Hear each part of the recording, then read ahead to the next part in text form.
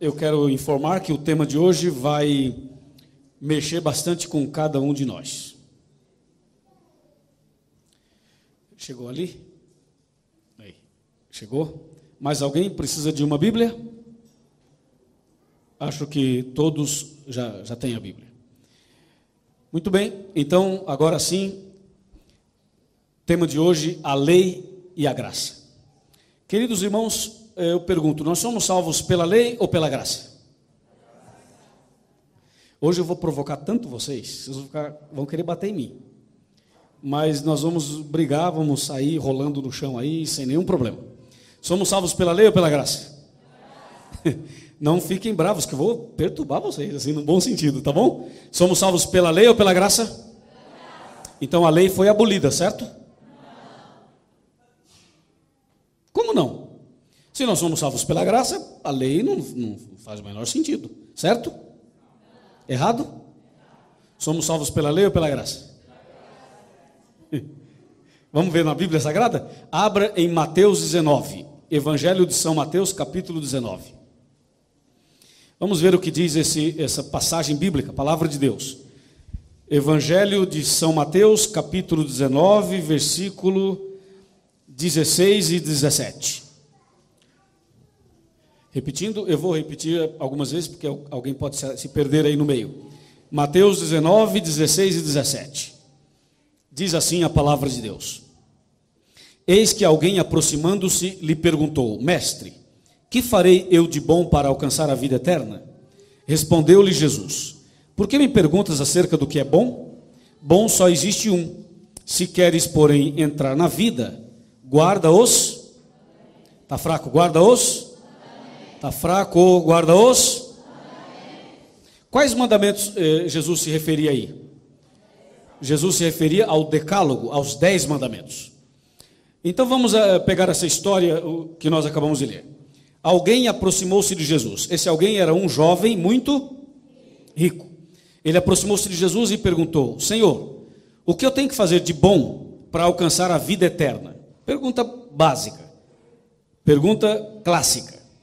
Aí Jesus diz a ele: queres a vida eterna? Então Jesus diz: bom só tem um, que é Deus. Mas se você quer a vida eterna, faça o quê? Alô? Faça o quê? Quantos mandamentos? 10. Somos salvos pela lei ou pela graça? Pela lei ou pela graça?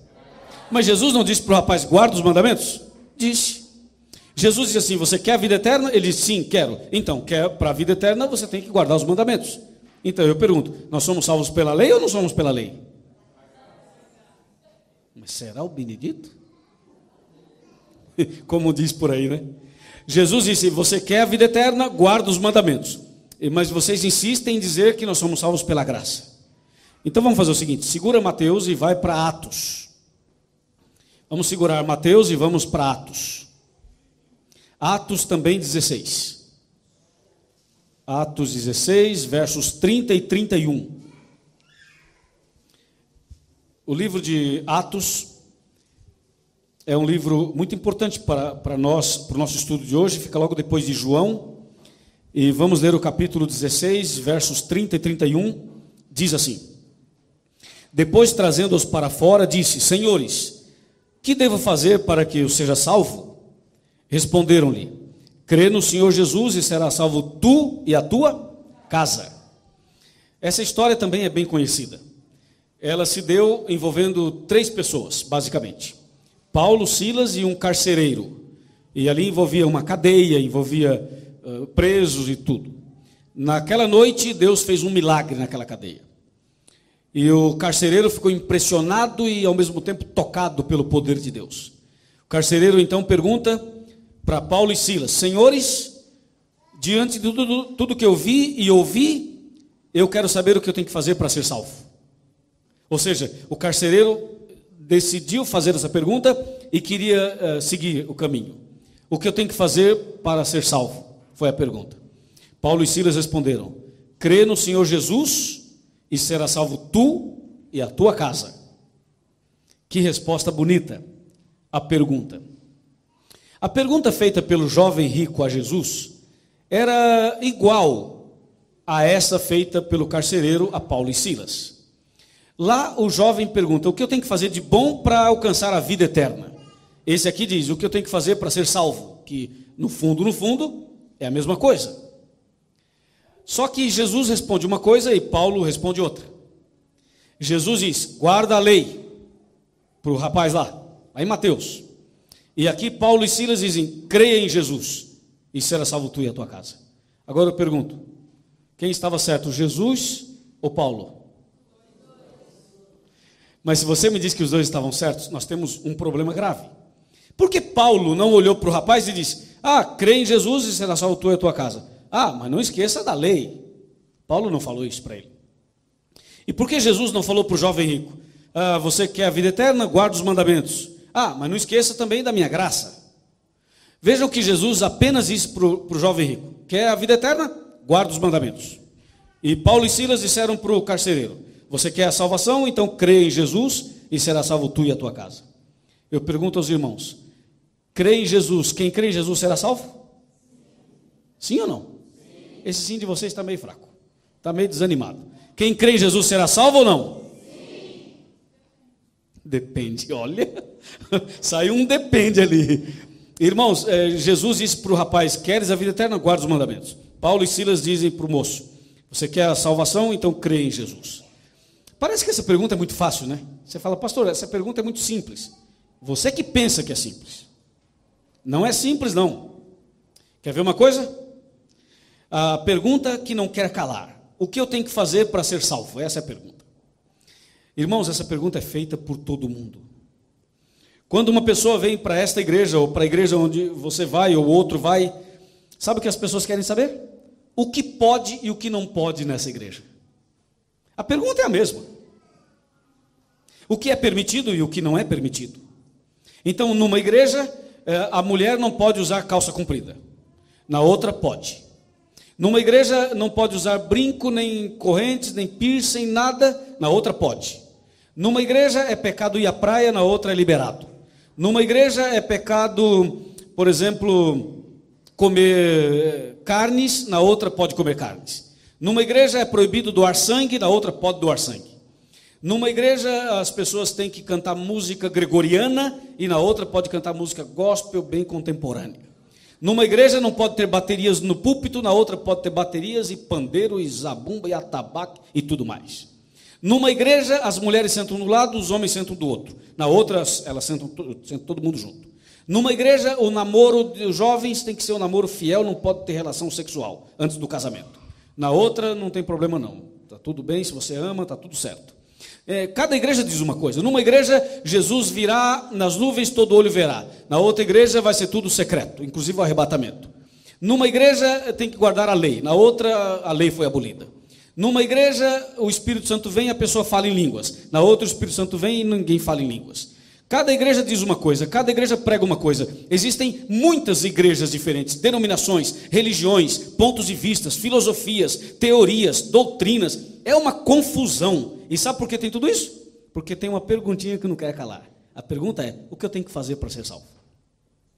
Num lugar alguém diz: você tem que pegar uma cruz, botar nas costas e andar de joelhos daqui até a Aparecida do Norte. Aí a pessoa diz: é isso? Tranquilo, então põe a cruz e vai. O outro diz: não, isso aí não precisa, isso é sacrifício, Deus não quer sacrifício, Deus quer misericórdia e tal, não precisa. E assim vai. Numa igreja a pessoa tem que ir na montanha, orar no monte, fazer jejum e tal. Na outra não precisa. Numa igreja a pessoa tem que fazer uma campanha X com 7 sextas-feiras, com tantas reuniões, com um programa de jejum, de oração, de descarrego, disso, daquilo, porque na verdade a pergunta é a mesma. Qual é a pergunta? O que eu tenho que fazer para ser salvo? Qual é o meu passo? Qual é a minha atitude? O que eu tenho que fazer? O jovem rico perguntou para Jesus: Senhor, o que eu tenho que fazer? Jesus falou: guarda os mandamentos. Aí sabe o que o jovem disse para Jesus? Quais? Jesus falou assim: não matarás, não. Jesus citou 6 dos 10, para dar uma ideia para ele de quais eram os mandamentos. Sabe o que o jovem rico respondeu, né? Ele diz: eu guardo isso tudo desde a minha infância. Aí Jesus diz a ele: é? Tá bom, então vai, vende tudo que tens, dá para os pobres, vem, me segue e terás um tesouro no céu.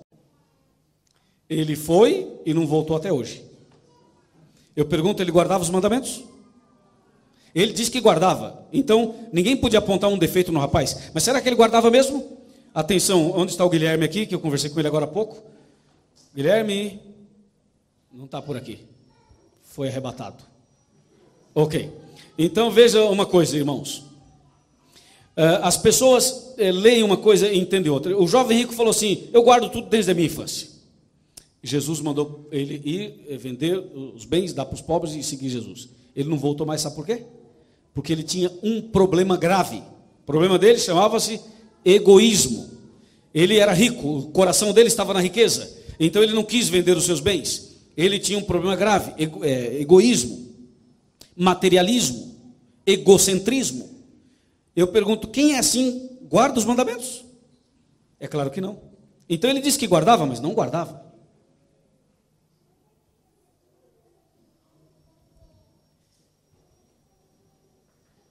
E tem mais.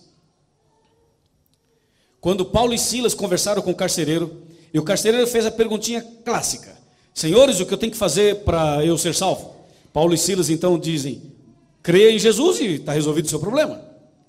Sabe, irmãos, essas duas passagens de Mateus e Atos parece dar subsídio, parece dar material, matéria-prima para duas linhas de pensamentos, para duas escolas evangélicas, protestantes, cristãs. Uma linha é o seguinte: se você crê em Jesus, acabou, está salvo, está garantido. A outra escola diz: não, tem que cumprir a lei. E nessa visão, essa aqui e essa aqui, as pessoas vão para dois extremos perigosos, muito perigosos. Existe uma filosofia cristã que diz assim, eu falo filosofia porque não é doutrina, que diz assim: uma vez salvo, para sempre salvo. Já ouviram falar isso por aí, não é? Se você está salvo, não importa por onde ande e o que faça, está salvo. Jesus não disse isso. A frase que seria correta seria assim: uma vez salvo, para sempre salvo, vírgula, enquanto se permanece salvo. Mas as pessoas dizem muitas coisas, e cada um fala o que quer, mas também ouve o que não quer. Porque na Bíblia, Jesus disse, guarda os mandamentos. Lá em Atos diz, creia em Jesus. Eu pergunto, irmãos, somos salvos pela lei ou pela graça? Está fraco? Pela lei ou pela graça? Então, não importa o que a gente faça, é pela graça que seremos salvos. Hã? Sim ou não? Não. Eu posso, por exemplo, entrar na igreja e frequentar todo tipo de lugar lá fora, porque eu sou salvo pela graça, ninguém pode falar nada para mim, tá certo? Ou está errado? Então, eu não sou salvo só pela graça. Tem mais alguma coisa? Está complicando. Somos salvos pela lei ou pela graça? Ou pelos dois? Eu sabia que tem gente esperando esse negócio dos dois. Só que se você falar que é pelos dois, aí a situação fica pior ainda. É só pela graça? Alguém diz ali, não, pastor, é só pela graça.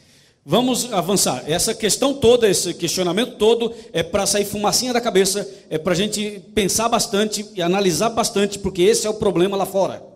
Essa é a grande questão lá fora. Uma vez uma garota foi convidada para ser membro da igreja. Sabe o que a garota falou? Falou, por que eu tenho que ser membro da igreja? Eu tenho duas amigas que são membros dessa igreja. Eu faço tudo o que elas fazem e elas fazem tudo o que eu faço. Por que eu tenho que ser membro da igreja? Não preciso. Se elas são membros da igreja, serão salvas, eu também serei, porque tudo que elas fazem, eu faço, e tudo que eu faço, elas fazem. E não tem sentido isso? Claro que tem. É óbvio que tem. Tem que haver uma diferença ou não tem? E onde está essa diferença? A salvação é pela lei ou é pela graça? Por que Jesus não falou a frase completa para o rapaz? E por que Paulo também não falou? Resposta para essas perguntas. Sabem por que Jesus disse ao rapaz, guarda os mandamentos só? Falou mais nada? Porque aquele moço que era judeu, que era religioso, que nasceu nos princípios judaicos, sabe o que passava em seu coração, na sua cabeça?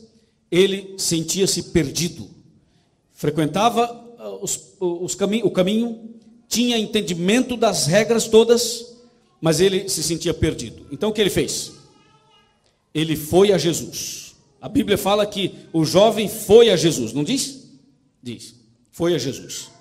Quando ele vai a Jesus, ele está fazendo a coisa certa.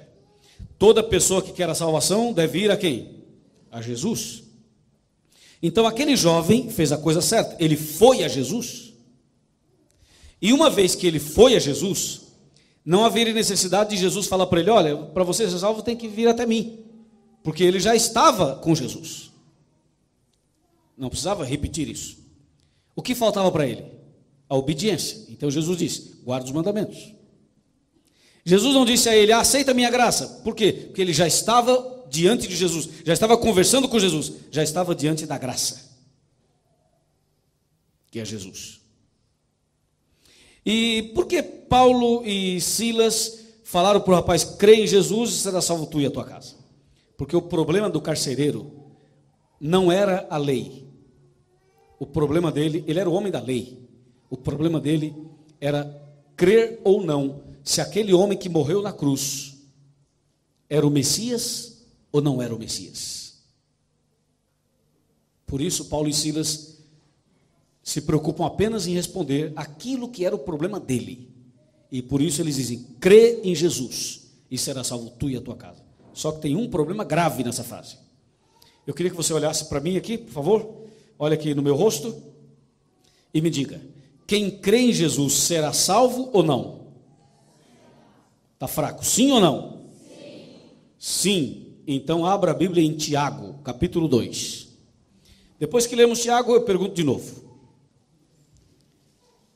E a sua resposta vai ser diferente. Abra a Bíblia Sagrada no livro de Tiago, capítulo 2, verso 19. Repetindo, Tiago 2,19. Essa é uma passagem bíblica importantíssima. Repetindo, Tiago 2,19. Diz assim, todo mundo achou? Amém? Crês tu que Deus é um só? Fazes bem. Até os demônios creem e estremecem ou tremem. Olha para cá, por favor. Os demônios creem? Diz, creem ou não creem?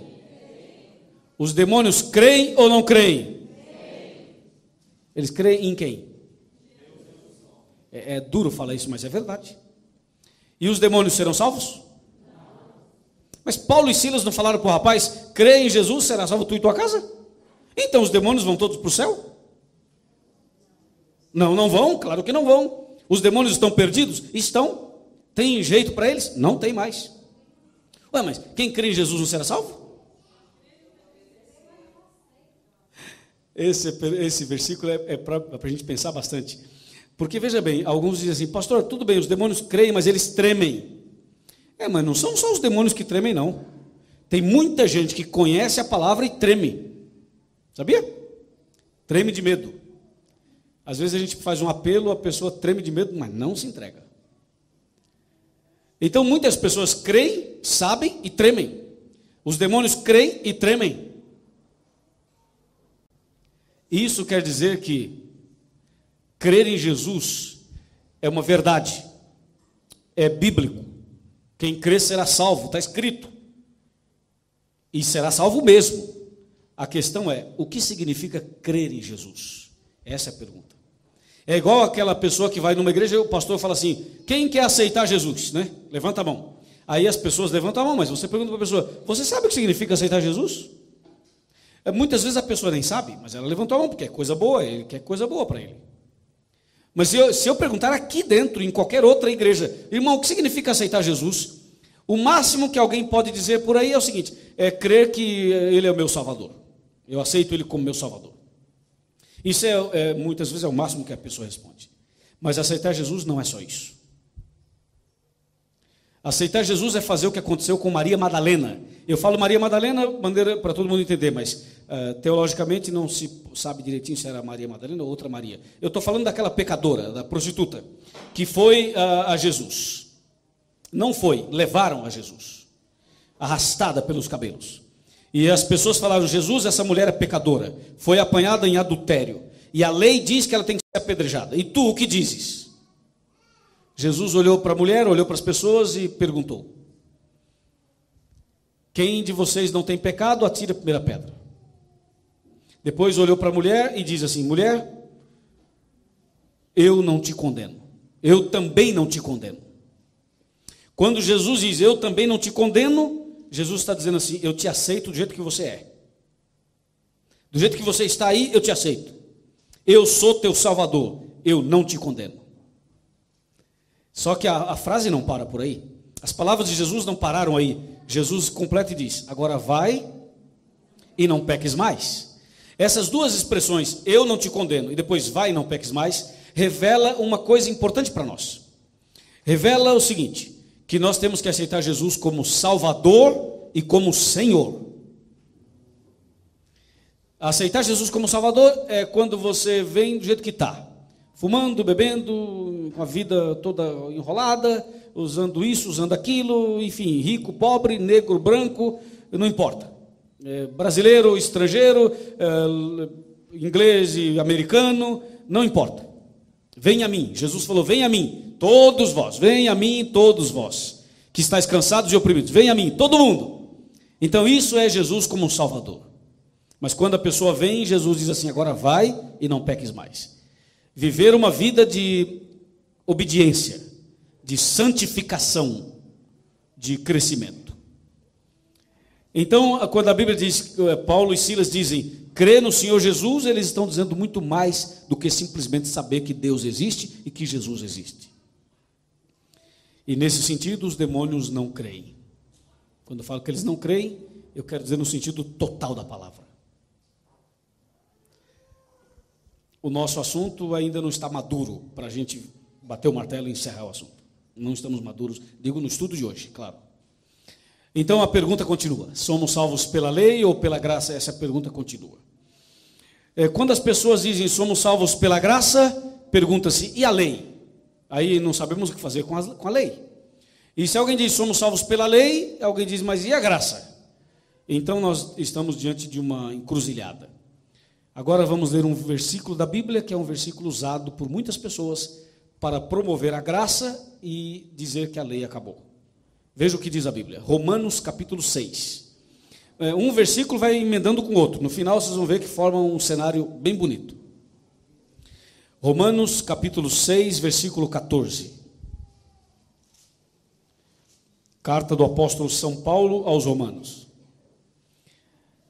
Muita atenção para essa leitura, é muito importante esse texto. Mais uma vez, Romanos 6, 14. Atenção você que acompanha pela televisão, pela internet, pelo DVD. Romanos 6,14 diz assim: porque o pecado não terá domínio sobre vós, pois não estáis debaixo da lei, e sim, da onde? Esse versículo é muito interessante, é muito profundo também. Eu já conversei com muitas pessoas que dizem assim, pastor, está vendo? Não estamos mais debaixo da lei, e sim debaixo da graça. Isso quer dizer, segundo algumas pessoas, que a graça salva e a lei acabou, porque não estamos mais debaixo da lei, e sim debaixo da graça. E para completar com esse versículo, existem outros que as pessoas citam. Nós vamos ler mais dois, e vamos continuar nesse aí, para entender direitinho isso daí. Mas vamos para mais dois. Só que nós temos que segurar Romanos capítulo 6, porque nós vamos voltar nele já já. Abre em Romanos 10, segura Romanos 6 e abre em Romanos 10. Romanos 10, versículo 4. Romanos 10, 4. Veja o que diz aqui. Porque o fim da lei, quem é? É Cristo, para a justiça de todo aquele que crê. Viu esse versículo? Imagina esse versículo nas mãos de alguém que não aceita a lei. É um prato cheio. Vamos ler de novo. Romanos 10, verso 4. Porque o fim da lei, quem é o fim da lei? É Cristo. Imagina isso. Aí alguém diz, está vendo, pastor? Eu falei para você, Cristo é o fim da lei. Acabou, olha aí. Só que tem um problema. Está segurando Romanos 6? Tá? Consegue segurar Romanos 10 também? E abrir num terceiro texto? Vamos ver se dá para fazer isso. Segura Romanos 10 e vamos agora para Lucas 16. Veja o que diz Lucas 16. Lucas 16, Novo Testamento, é uma passagem incrível essa. Lucas 16, versículo 16. A passagem que vamos ler agora é um contraponto àquela que lemos agora há pouco. Lucas 16, 16 fala assim: a lei e os profetas duraram até... Para um pouquinho aí. Vamos ler de novo. A lei e os profetas duraram até... Até quem? Para um pouquinho aí, irmãos, olha para cá. Está dizendo que a lei e os profetas vigoraram, duraram até João. Sabe que João é esse aí? É o Batista. Agora veja, aí diz que a lei e os profetas duraram até João. Volta para Romanos 10. Romanos 10. Fala assim: porque o fim da lei quem é? É Cristo. Temos um problema. A lei acabou em Cristo ou em João? Lá em Lucas parece dizer que foi em João. Lá em Romanos parece dizer que foi em Cristo. A Bíblia está confusa? Não está confusa. A palavra de Deus não está confusa. Eu estou mostrando isso para você perceber que algumas pessoas se atrapalham na Bíblia por causa dessas coisas. Enquanto Romanos diz, o fim da lei é Cristo, Lucas diz, a lei durou até João. Então, aparentemente, nós temos um problema, mas isso é aparentemente. E em contrapartida, você pega Romanos 6,14, que você está segurando, e o que diz Romanos 6,14? Romanos 6,14, aí parece que complica um pouquinho mais. O pecado não terá domínio sobre vós, pois não estáis debaixo da lei, e sim debaixo da graça. Aí a pessoa com Lucas na mão, Romanos 10 na mão, e agora Romanos 6 na mão, a pessoa diz, maravilha, adventista está tudo errado, é uma seita esse povo, é do tempo de Moisés, é do Velho Testamento, está no tempo da lei, esse povo é doido, onde já se viu guardar o sábado, que o sábado é o quarto mandamento, aqui em Londres, que no inverno dá 3 horas da tarde do pôr do sol, esse povo é doido. E parece que nós somos doidos mesmo, porque quando você vai para Romanos 10, 4 diz uma coisa, Romanos 6, 14 diz outra, e Lucas 16, 16 diz outra, e se eu engatar uma quinta aqui, você vai ver onde nós vamos parar. Engatar uma quinta, todo mundo entendeu o que é isso? Tem gente aqui que não sabe o que. Engatar a quinta, porque só tem carro automático. Mas engatar uma quinta é marcha, 1, 2, 3, 4, 5. Irmãos, vamos resolver esse problema para que a gente entenda se a salvação é pela lei ou pela graça. Até agora, todo mundo afirma que a salvação é pela graça, e todo mundo afirma isso. Eu estou provocando vocês, mas não estou tendo sucesso, vocês continuam dizendo que é pela graça. Vamos então voltar com calma para Romanos. Romanos 10, verso 4. Primeiro Romanos 10, 4. Vamos primeiro resolver esse abacaxi aqui. Romanos 10, 4 fala, porque o fim da lei é Cristo, para a justiça de todo aquele que crê. Esse versículo, se nós tivéssemos um tempo, a gente ia fazer uma exegese maior do capítulo 10, que é muito bonito e tal. Mas vamos direto ao ponto, todo mundo vai entender direto ao ponto.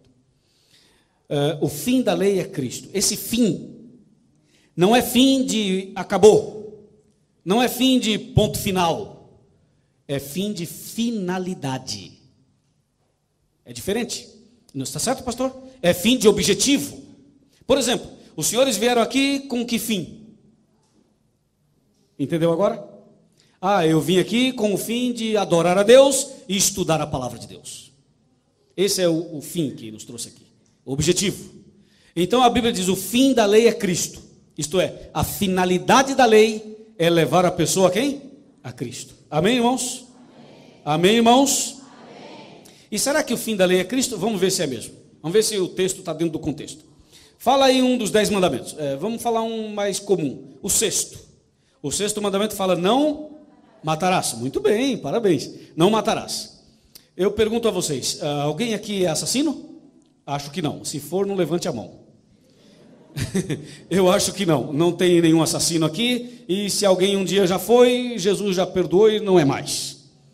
Mas assim, não tem ninguém aqui que sai por aí serial killer. Não tem ninguém que sai por aí matando as pessoas. Nós somos cristãos, amém? Então, não matarás não serve para nós, tá certo? Vocês fiquem espertos comigo, hein? Não matarás não é para nós? Ou é? Mas você é assassino? Não. Então Deus não devia dar esse mandamento para nós. Deus devia falar, esse mandamento é só para gente que é assassina. Não matarás, entendeu? Não, Jesus deu mandamento para o pastor, deu mandamento para a irmã, para o irmão, para o ancião, para o crente, para o católico, para o espírita, para o ateu, para quem crê e para quem não crê. Então não matarás. Esse mandamento diz o quê? Veja como a lei, o fim da lei é Cristo. Quer ver? Quando fala não matarás, está dizendo muito mais do que simplesmente parece dizer. Quando uma pessoa fuma, ela está ou não está se matando? Está. Só num cigarro tem 4.720 produtos químicos. 10% deles são altamente cancerígenos. Então, se alguém fuma, está se matando. E está quebrando o 6º mandamento. Então, não matarás é assim, não fume. Não matarás também diz para você não tomar bebida alcoólica. Porque se você enche a cara, bebe umas e outras, está também se matando. E a Bíblia diz, não matarás. Então não beba e não fume. Não matarás também diz assim, para você não praticar suicídio, hein? Porque se a pessoa pratica suicídio, está matando a si próprio. Não matarás. Não é para matar nem as pessoas e nem a você mesmo. Não matarás está dizendo para a gente comer direitinho, se alimentar direitinho. Porque se a pessoa come qualquer coisa, pode ficar doente, pode morrer antes da hora. Então não matarás, diz assim, coma bem, alimente-se corretamente. Faça o seu melhor, de acordo com a palavra de Deus. Não matarás, vai muito além disso. Não matarás diz assim para a gente, não tenha ódio das pessoas. Sabe o que diz a Bíblia? Quem odeia seu irmão é o quê? É assassino. Quem odeia as pessoas é assassino. Não precisa pegar uma arma. Então, o ódio, a raiva, a ira, essas mágoas que as pessoas carregam, isto é quebra, é transgressão do 6º mandamento. Não matarás. E a gente poderia ficar aqui um bom tempo falando do não matarás. Mas aí você para e pensa, pastor, como é que eu vou deixar de odiar meu próximo? Como é que eu vou deixar de ter raiva da pessoa? Eu não vou com a cara dela. Eu não vou com a cara dele, eu não gosto dessa pessoa. E como é que eu vou fazer isso? Eu pergunto, você tem poder em você mesmo para mudar o seu coração? Não tem. Mas a lei diz, não matarás, ou seja, não odiarás o próximo. Ou seja, ame o próximo, a lei está dizendo isso. E você não pode amar o próximo, você não pode amar ninguém à força. Não é? Ninguém pode pegar você pelo pescoço e falar assim, você me ama ou não me ama? Diz que me ama. Ninguém vai assim, no tranco, na força, na violência. Então aí é que a pessoa sente a necessidade de quem? De Cristo. Por isso que a lei conduz a pessoa a quem? A Cristo. Por isso que o fim da lei é Cristo. A lei mostra quem você é, o pecado que tem, e aí você diz, gente, eu preciso de um milagre. E o milagre quem faz é Jesus Cristo. Por isso Paulo escreveu aos Romanos, o fim da lei é Cristo. Fim em finalidade, objetivo. A lei te conduz a Cristo. Deus seja louvado. Então a lei não acabou em Cristo, pelo contrário, ela leva a pessoa a Jesus Cristo. E nem em João, e nem em Maria, e nem em Paulo, e ninguém. Agora voltemos para Romanos 6,14. Romanos 6,14 diz, porque o pecado não terá domínio sobre vós, pois não estáis debaixo da lei, e sim da graça. Aqui é a passagem bíblica chave para o tema de hoje. Veja só, irmão e irmã, a Bíblia, nesse verso 14, vamos dividir o verso 14 em duas partes. A primeira, o pecado não terá domínio sobre vós. A segunda, é porque não estáis debaixo da lei, sim debaixo da graça. Vamos começar pela segunda, fica mais fácil para entender a primeira. Também tanto faz, a ordem dos fatores não vai alterar esse produto. Mas vamos começar pela segunda. A Bíblia fala, você não está debaixo da lei. O que significa não estar debaixo da lei? Para entender o que significa não estar debaixo da lei, temos que entender o que significa estar debaixo da lei. Invertendo a frase. Quem é que está debaixo da lei? Debaixo da lei estão as pessoas que obedecem, ou debaixo da lei estão as pessoas que transgridem?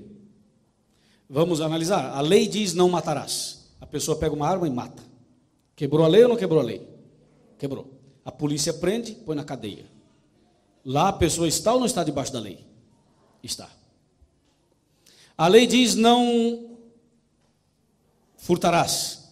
A pessoa furtou. A polícia pega, prende, põe na cadeia.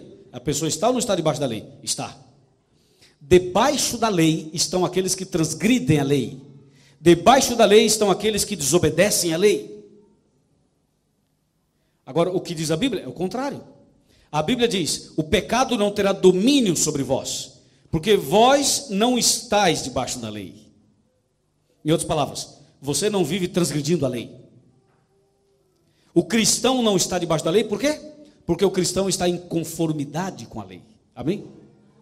O cristão está em conformidade com a lei de Deus e a lei de quem? Dos homens. Então a Bíblia diz: o pecado não terá domínio sobre vós, porque vós não estáis debaixo da lei, vós estáis debaixo da graça. O cristão verdadeiro, ele anda em acordo com a lei, ele anda em conformidade com a lei, ele anda em obediência à lei, ele obedece à lei de Deus. Por isso o pecado não terá domínio sobre ele.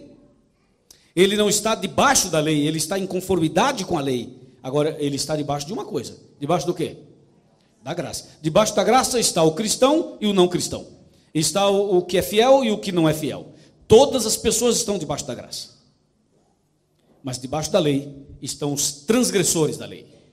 Por isso Paulo diz: vós não estáis debaixo da lei, e sim debaixo da graça. Isso quer dizer que o verdadeiro cristão, pela graça de Deus, ele é obediente à lei de Deus. É isso que Paulo está dizendo. E para a gente colocar a cereja do bolo, é o seguinte. A cereja do bolo é o seguinte. Você é pecador? É pecadora? Quem aqui é pecador ou pecadora? No caso, homem e mulher, levante a mão. Quem é pecador?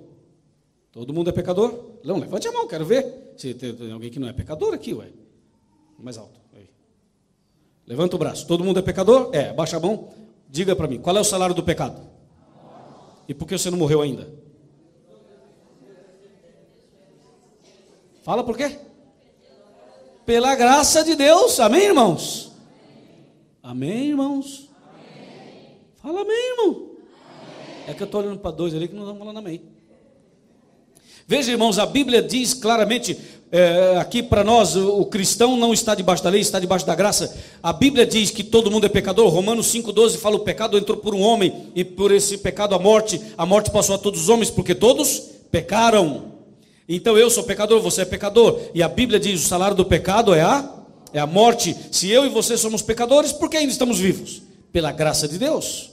É por isso que Paulo diz: você não está debaixo da lei, você está debaixo da graça. Da graça. E a graça, lembra da nossa conversa essa semana, irmã? A senhora lembra? É a graça. Se não fosse a graça, nós estaríamos perdidos. Então é a graça. Tudo bem? Estamos explicando o texto, Romanos 6,14. Mas tem uma pergunta: somos salvos pela lei ou pela graça? Lei ou graça? Está fraco? Lei ou graça? Não é possível. Vamos mais. A palavra de Deus diz algo mais sobre isso. Vamos ler agora o texto que responde toda essa questão de uma vez por todas. Aí não se pergunta mais isso.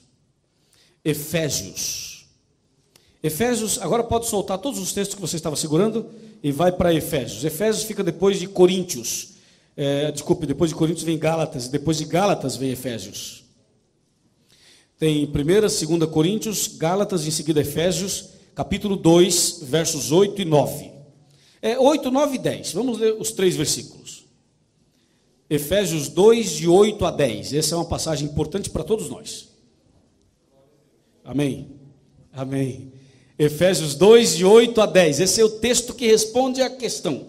E não se discute mais o assunto. Vamos ver Efésios 2, de 8 a 10. Aqui diz assim: porque pela graça sois, mediante a... Isso não vem de vós, isso é o quê? É dom de Deus. Número 9 agora. Não vem de obras para que ninguém se glorie. Número 10. Criados em Cristo Jesus para as boas obras, as quais Deus de antemão preparou para que andássemos nelas. Atenção, irmãos, olhem para cá, levante a cabeça, olhem para frente. O verso 8 diz: pela graça sois? Vamos falar mais bonito? Pela graça sois? A salvação é pela lei ou pela graça? Ou pelos dois?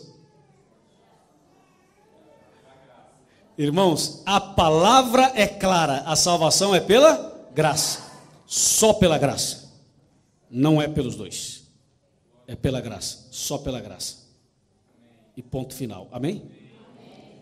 Mas calma, isso aqui é só um trampolim para o que vem pela frente. A salvação, está claro aqui, ninguém vai discutir mais isso, pela graça sois salvos, mas vem cá, tem uma questão. Nós somos salvos pela graça ou por Jesus Cristo? Você diz, pastor, não é a mesma coisa? Aí sim, eu queria chegar nesse ponto. Quem morreu na cruz, foi Jesus ou foi a graça? E tem diferença entre Jesus e a graça? Não. Jesus é a graça de Deus, amém? Ficou claro isso, irmãos? Quem é a graça de Deus? Está fraco, quem é a graça de Deus? Jesus. Por isso aqui está dizendo assim no verso 8, porque pela graça sois salvos. Você poderia ler assim, porque por Jesus sois salvos. Está tudo certo, não tem nenhum problema, porque não dá para você separar a graça de Jesus, não tem como, não são duas coisas, não são duas pessoas, é uma pessoa só. Jesus é a graça de Deus. Por que posso afirmar que Jesus é a graça de Deus? Pelo verso 8. O verso 8 diz assim: pela graça sois salvos mediante a fé, e isso não vem de vós, isso é dom de Deus. Graça é dom de Deus. Vamos lá, o que é graça? Está fraco, o que é graça? Dom de Deus. Dom de Deus, é um presente de Deus. Por exemplo, a Ana Kátia, nossa cantora do apelo, de cada noite, ela tem o dom de cantar. Deus deu a ela o dom de cantar. Pagou quanto para Deus para ter esse dom? Você deu quanto para ele? Não deu nada. Então você recebeu esse dom, é um presente de Deus para você. Ela tem esse dom, eu já não tenho esse dom de cantar, mas eu tenho o dom de falar. E o outro tem outro dom, e cada um aqui tem um dom pelo menos. Outras pessoas têm mais. Dom é um presente. Se eu tenho o dom de falar, esse é um presente que Deus me deu. Se ela tem o dom de cantar, é um presente que Deus deu a ela. Se você tem o dom de tocar, é um presente que Deus te deu. E assim, dom é um presente. E se a Bíblia diz que a graça, pela graça sois salvos mediante a fé, isso não vem de vós, isso é dom de Deus, significa que é um presente que Deus dá. E o maior presente que Deus deu até hoje para a humanidade tem nome. E o nome dele é Jesus. Jesus é o maior presente. Por isso a Bíblia fala é dom de Deus. Então esse versículo diz para nós que a salvação é pela graça. Só que agora tem uma coisa. O que fazer com a lei? Porque se a salvação é pela graça, só pela graça e ponto final, então a lei foi abolida? Não, a lei não foi abolida. Então para que serve a lei? Essa é a pergunta principal. Só que tem uma coisa mais, antes de responder essa da lei, tem uma outra questão. Porque quando responder a questão da lei, aí encerrou o culto, a gente vai embora. Mas veja só, uma outra questão importante. Quando você diz que a salvação é pela graça, e vocês falaram isso desde o começo da reunião, e eu fui dando umas injetadas aqui, para poder abrir nosso entendimento. E todo mundo permaneceu firme, pela graça, pela graça. Está certo, é pela graça. Só que agora temos uma questão. O que o homem pode fazer para ajudar na salvação? Nada. É isso aí. Parabéns, nada. Ela ou ele me ajudou? Não sei se é ele, ela me ajudou. Muito obrigado. Nada. Quer ver uma coisa? Agora eu vou dizer umas coisas que devem assustar os irmãos. Mas é para assustar mesmo. Pastor, se eu usar uma saia lá embaixo, me ajuda na salvação? Não. Se eu pintar o meu cabelo de verde, me ajuda em alguma coisa? Não. Se eu orar 24 horas, ficar ajoelhado 24 horas, porque eu fiz isso, eu serei mais salvo? Não. Se eu devolvo o dízimo, me garanto? Não. Se eu guardar o sábado? Não. Não. E não, e não, e não. E aí temos um problema. Porque uma igreja tem uma doutrina, a outra tem outra, a outra tem outra, a outra tem outra, e ninguém se entende. É uma confusão. Na verdade, as pessoas que dizem que a salvação é pela graça, elas também não entendem isso. Elas mesmas se atrapalham. Eu fui conversar com um pastor evangélico e disse: a salvação é pela graça. E quando eu entrei na doutrina da igreja dele, ele mesmo falou: não, não é bem assim. Então eu falei: então não é pela graça, é pela lei. Outra questão problemática é que as pessoas dizem assim: no Velho Testamento era pela lei, no Novo é pela graça. Não é verdade. A salvação é pela graça hoje, foi ontem, foi antes de ontem, será amanhã, depois de amanhã, desde Adão e Eva até o último ser humano que existir, a salvação sempre será pela graça. Nunca foi pela lei, nem no tempo do santuário, nem no tempo do sacrifício de cordeiros, nunca. Quer um exemplo? Davi pecou? Davi pecou? E como pecou? Davi se perdeu ou foi salvo? Pela lei ou pela graça? Se fosse pela lei, ele estava perdido, porque transgrediu todas. Ele foi salvo pela graça. Quer ver outro? Salomão pecou? Não vamos nem falar desse assunto, né? Porque se tem um camarada para ter mulher, foi Salomão. Teve 700 mulheres e 300 concubinas. 1000. Pecou até dizer chega. Eu pergunto, ele se perdeu ou se salvou? Ele não se perdeu, ele foi salvo. E ele foi salvo pela lei ou pela graça? Porque se fosse pela lei, ele estava perdido. E você pode citar outros nomes do Velho Testamento. Então no Velho Testamento a salvação não era pela lei, não, era pela graça. E no Novo também não é pela lei, não, é pela graça, sempre pela graça. A pergunta é: para que serve a lei? Para que servem os 10 mandamentos? Onde entra aí? Eles foram abolidos mesmo? As pessoas que dizem que a lei foi abolida têm razão ou não têm razão? Como nós podemos harmonizar isso? E se a salvação é 100% pela graça, o que nós devemos fazer com esse negócio de conduta cristã? E roupa, tem a ver roupa, não tem a ver a roupa, e o dízimo, faz parte, não faz parte, e a música, e a adoração, e pode ser liberal, não pode, contemporâneo ou não, como é que funciona tudo isso? Agora que vem o X da questão. E para sabermos bem o X da questão, eu vou convidar 7 garotos e garotas que vão me ajudar aqui na frente. Aí resolveremos esse problema da lei, e em relação à graça. Podem subir aqui. Podem subir aqui, tem uns meninos e umas meninas que vão me ajudar. Aí, podem subir aqui. Eu acho que a gente consegue posicionar todos eles aqui na frente. Por favor, você me ajuda a tirar esses cabos aqui, por gentileza. E acho que vamos ter que mexer um pouquinho só na decoração. Colocar no chão ali, talvez, na frente, para eu não cometer nenhum acidente. Vamos ver se a gente consegue. Vamos fazer assim, ó, você fazer tipo de um anel. Você vem mais para frente um pouquinho e vocês mais para o fundo. Aí, será que todo mundo enxerga essas palavras? Sim, vamos fazer agora eu vou colocar na ordem certa. O pregador vai ser ali. O pregador fica na ponta. Na sequência dele vai a igreja. Depois vai o evangelho. Jesus. Graça, depois de Jesus vem a graça, ali. O pecado vem aí, a lei vem aqui. Você que está com a lei, pode vir mais aqui para frente, fazendo um anelzinho, vem mais. Assim, ficou bem assim, irmãos? Dá para ver tranquilo? Levanta um pouquinho mais, Fábio. Tá bom assim. Vamos ver se todo mundo enxerga bem. Eu começo aqui, vocês me ajudam aí, tá bom? O que está escrito aqui? E aqui? E aqui? E aqui? E aqui? E aqui? E aqui? A partir de agora, vocês vão me ajudar a encerrar o sermão. Só que eu queria que vocês não se cansassem e falassem toda vez que precisar falar. Como eu também estou falando, vocês vão me ajudar a falar, tá bom?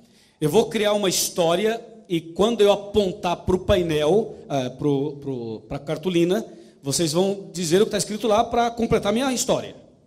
Tá bom? Vamos fazer um teste. Começou a história. Vamos de novo. Vai a pregarou que fala que morreu e deu a sua para nos salvar que é a transgressão da lei. Muito bem, ficou legal. Agora, antes da gente prosseguir, vamos analisar esses 2 casos aqui. A Bíblia diz que pecado é a transgressão da lei, certo? Certo. Se alguém tem dúvida, eu vou citar 3 textos, você pode tomar nota. Romanos 7:7, Romanos 4:15 e 1 João 3, verso 4.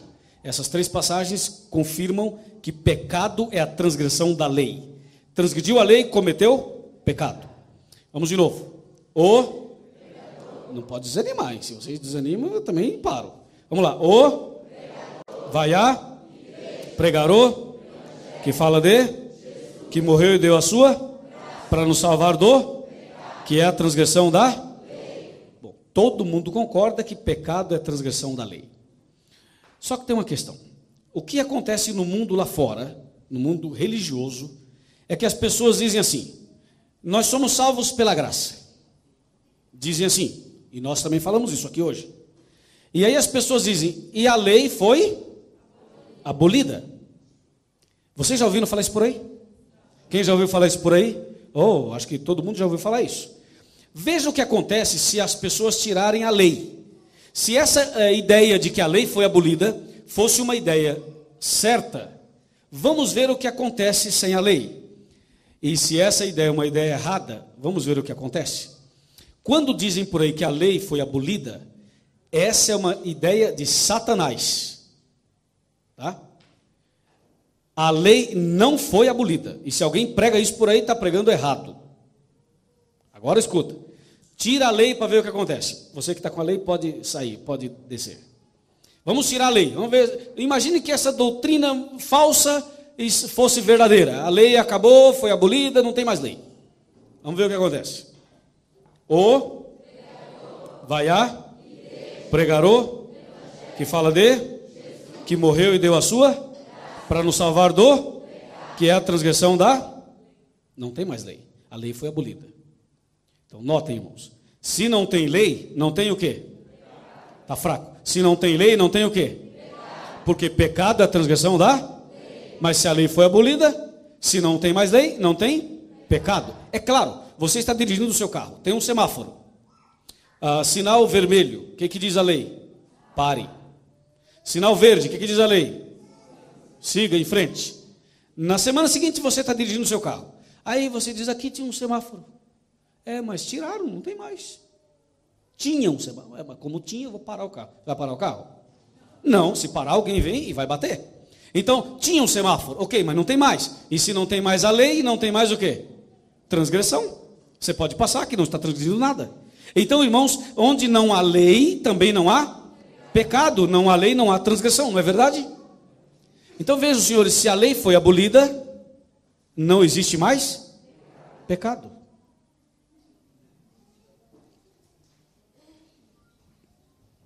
Tudo isso porque dizem que a lei foi abolida. Olha o que acontece. Não tem lei, não tem pecado. Vamos de novo. O vai a pregarou, que fala de, que morreu e deu a sua, para nos salvar do. Perceba o seguinte: quem é salvo pela graça, é salvo de alguma coisa, não é? E somos salvos do quê? Do pecado. E o que é pecado? Transgressão da lei. Mas se não tem lei, não tem? Está fraco. Se não tem lei, não tem? E se não tem pecado, não tem? Só tem graça se tiver pecado? Pensa bem no que você falou. Vamos melhorar a frase. Se não tem lei, não tem pecado. Se não tem pecado, anula a graça. Você percebeu? Veja só, se a lei foi abolida, não tem mais pecado. Se não tem mais pecado, anula a graça. Então, senhores, falar que a salvação é pela graça, sem a lei, é uma desgraça.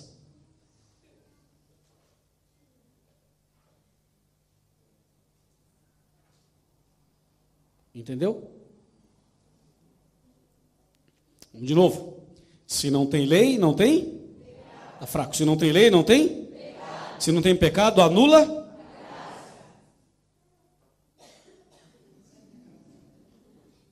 Anula a graça. Veja o problema. Tudo isso porque mexeram na lei. Se mexe na lei, é efeito dominó. Vai mexendo em tudo. Vamos mais.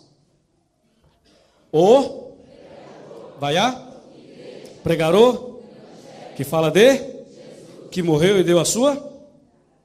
Vocês percebem que não tem mais graça.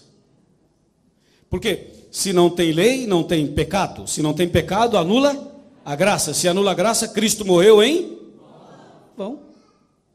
É aí que Satanás quer chegar. Quando ele diz por aí que a lei foi abolida, na verdade ele quer atingir quem? Quem ele quer atingir? Quem? Jesus. Mas ele não tem poder, ele está derrotado em nome de Jesus.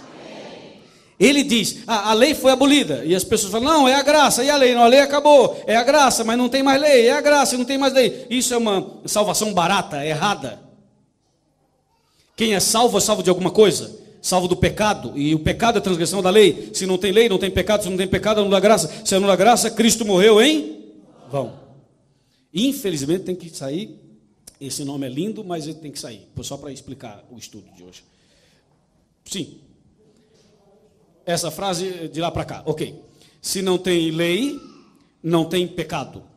Se não tem pecado, anula a graça. Se anula a graça, Cristo morreu em vão. Porque a graça, ela vem por Jesus Cristo. Se não tem pecado, não tem... se não tem lei, não tem pecado. Se não tem pecado, anula a graça. Acabou a graça. E se não tem a graça de Deus, então Jesus morreu em vão. É por aí que o problema vem. Vamos de novo, irmãos. Está fraco? Vai a pregador, que fala de quem? Começa a complicar. O evangelho começa a perder força. Vamos lá, de lá para cá. Se não tem lei, não tem? Alô? Se não tem lei, não tem? Se não tem pecado, anula? Se anula a graça, Cristo morreu em? Se Cristo morreu em vão, para quê? Para que evangelho? Bye, bye. Um pouquinho mais para frente. Vocês dois. Aí, tá bom.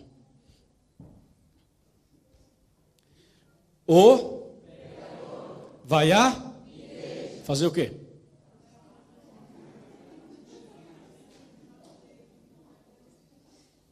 Vamos de novo. Vai a fazer o quê, minha gente? É por isso que algumas igrejas estão virando um salão de baile. O povo não estuda mais a Bíblia. Falta palavra. A palavra de Deus tem que ser estudada, irmãos. Amém, irmãos? Amém. Examinada. Oração, louvor e estudo da palavra. Não pode perder isso. Se perder isso, nós estamos perdidos. Mas tudo isso acontece porque mexeram numa coluna. Veja, de lá para cá. Se não tem lei, não tem? Vamos, irmãos. Não tem lei, não tem? Se não tem pecado, anula?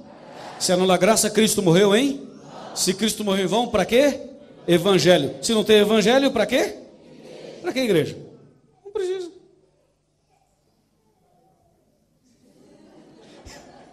Ela foi esperta. Muito esperta.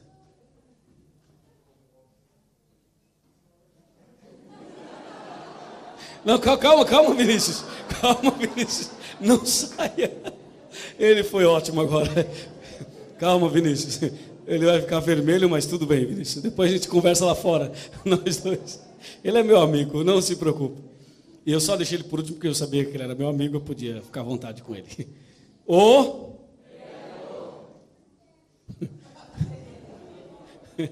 Vamos lá. Tá fraco. Vai fazer o que, coitado? Não tem o que fazer, tem? Não.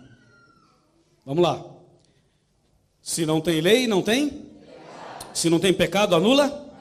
Se anula a graça, Cristo morreu em? Se Cristo morreu em vão, para quê? Se não tem evangelho, para quê? E se não tem igreja, para quê? Para quê, pregador? Não é? Não é verdade, Vinícius? Para que pregador? E nós dois. Eu sou pregador e você está segurando a placa. Não precisa de pregador. Entendeu, irmão? Cai tudo por terra quando se tira o quê? A lei. Então não precisa de pregador mais. E já que não precisa, Vinícius.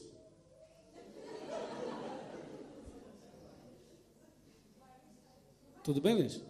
Tudo bem. Calma, Vinícius, calma. Você já está indo embora? Irmãos, tudo isso porque mexeram na lei. Então não precisa de pregador. Já que não precisa, Vinícius, eu também vou embora. Nós dois. Vamos embora? Não, nós vamos embora, nós dois. Irmãos, somos salvos pela graça, mediante a fé.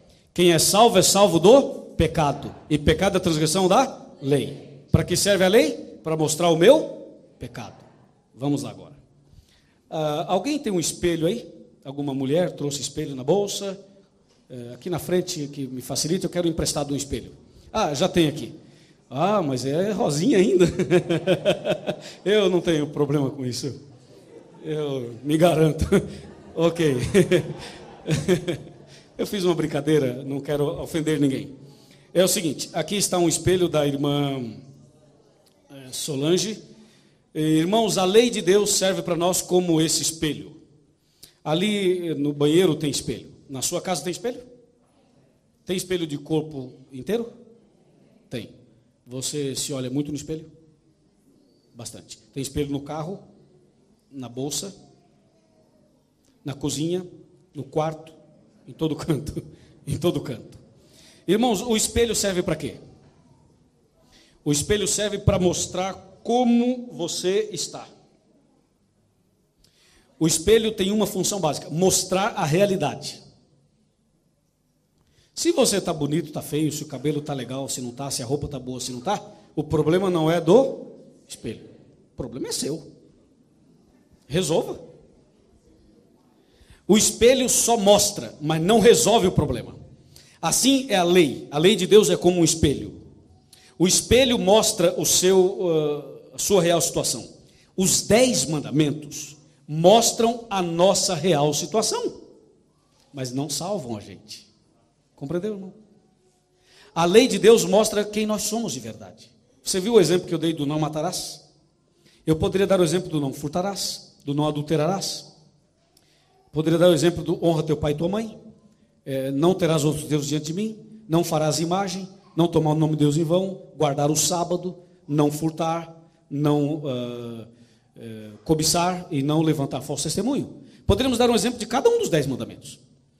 E eles servem como um espelho. Sabe, você olha para a lei e a lei mostra como está você. Você olha nos 10 mandamentos e diz: bom, estou transgredindo esse aqui. Estou errando naquele ali. Eu tenho uma mancha nesse, eu tenho um defeito naquele, eu tenho um problema nesse. A lei mostra isso. O espelho mostra a mancha do rosto, o cabelo, a roupa, a gravata, a blusa, o vestido, a saia, enfim, mostra você. Só que o espelho não vai pentear o cabelo, não vai lavar o teu rosto, não vai escovar os teus dentes, não vai arrumar tua gravata, não vai arrumar teu vestido, nem tua saia, nem tua meia, nada de você. Apenas mostra. Os 10 mandamentos mostram quem você é de verdade. Só que os 10 mandamentos não podem salvar você. Então você viu ali o seu pecado, viu ali o seu erro, o seu defeito, a sua fraqueza, a sua mancha. O que você tem que fazer? Cair de joelhos pela fé. A salvação é pela graça mediante a fé. Cai de joelhos pela fé. E diz: querido Deus, estudando os teus mandamentos, lendo a tua palavra, eu vi que eu tenho esse pecado. Eu estou ajoelhado agora para confessar os meus pecados. Aí você confessa para Deus os pecados. Lembre-se que pecado é transgressão da lei. Então confessa a Deus os pecados. Depois que confessou os pecados para Deus, peça perdão em nome de quem? De Jesus. E pela graça de Deus, você é perdoado, lavado e remido pelo sangue de Jesus. É assim que funciona. E para terminar, obrigado. E para terminar, nós guardamos a lei não para sermos cristãos, mas porque somos cristãos. Nós guardamos a lei não para sermos salvos, mas porque já fomos salvos na cruz. Nós guardamos a lei não para sermos, mas porque somos em Jesus Cristo. Essa lâmpada brilha não para ser uma lâmpada, mas porque ela é uma lâmpada. A laranjeira produz laranja não para ser uma laranjeira, mas porque é uma laranjeira. A macieira produz maçã não para ser uma macieira, mas porque é uma macieira. O cristão guarda os mandamentos não para ser salvo, mas porque já foi salvo. Nós guardamos a lei não para recebermos algo, mas porque já recebemos algo. Nós guardamos o sábado, que é o 4º mandamento, não para sermos salvos, mas porque já fomos salvos na cruz do Calvário. É uma expressão de gratidão. Eu falei do sábado porque é o mandamento mais controvertido dos 10, porém é o 4º mandamento dos 10. Mas estamos falando da lei como um todo, não de um mandamento, mas de todos. Veja, aí está a importância da lei. E eu espero que nunca mais esqueçamos desse assunto. Uma vez um homem que era escravo, ele estava a leilão, à venda, porque ele era o melhor escravo da região. Todo mundo queria aquele escravo. Até que um dia colocaram esse homem à venda. Ele era um moreno, alto, forte, estava sem camisa, de bermuda e braços cruzados em cima de um palco, esperando o leilão. Os lances começaram até que as pessoas foram dando os seus valores. Finalmente, um fazendeiro pagou o preço mais alto, arrematou o leilão e comprou o escravo. Só que aquele escravo, quando estava sendo leiloado, ele dizia uma frase. Ele dizia assim: senhores, eu decidi não ser mais escravo. E se alguém me comprar, deve saber que eu não trabalho mais como escravo. Estou cansado de ser escravo. Quando o fazendeiro comprou o homem, colocou no seu carro, levou para a fazenda. No caminho para a fazenda, o escravo disse para o homem: o senhor perdeu seu tempo e gastou seu dinheiro à toa, porque eu não vou mais trabalhar. Eu não serei mais escravo. Nunca mais serei escravo. O senhor pode me bater, pode até me matar, mas eu não trabalho mais como escravo, dizia o escravo. E o fazendeiro não falou nada. Continuou com a sua viagem para a fazenda. Chegando na fazenda, tinha uma mesa enorme. A família estava toda reunida. O lanche estava sobre a mesa, era o café da tarde. Muita riqueza, muitas frutas, queijo, pão, leite, essas coisas que tem na fazenda. E ali, a família reunida, o fazendeiro disse: pessoal, aqui está o homem que eu disse que traria. Vamos comer agora. E para comer, vamos fazer uma oração. O fazendeiro fez uma oração e eles deveriam começar a comer. O fazendeiro disse para o escravo: pode comer. Ele disse: não quero comer e não serei mais escravo. Não adianta querer me conquistar. E o fazendeiro disse: pode comer, rapaz, fica tranquilo. Não quero comer. Você deve estar arrumando alguma coisa para eu ser escravo. Não quero, não serei mais escravo. E o fazendeiro: tudo bem, deixa você no seu canto e nós vamos comer. Eles comeram, eles eram cristãos, fizeram a oração, comeram. E depois que terminaram de comer, o fazendeiro se levanta na outra cabeceira da mesa, na outra ponta da mesa, e o fazendeiro disse para a sua família: pessoal, como eu havia dito a vocês que eu compraria o melhor escravo, aqui está ele. Quero dizer agora para você, e dirigiu-se ao escravo, que eu comprei você para te dar liberdade. Eu sou cristão e, segundo os mandamentos de Deus, não pode haver tráfico nem venda de escravos. Não pode haver escravos. E eu comprei você para te dar liberdade. Está vendo essa fazenda? É sua. Você agora é como meu filho. Tudo que é meu também é seu. Ali tem laranja, tem manga, tem isso, tem aquilo. Todo esse pomar aqui é seu. Ali tem um lago, você pode ficar à vontade.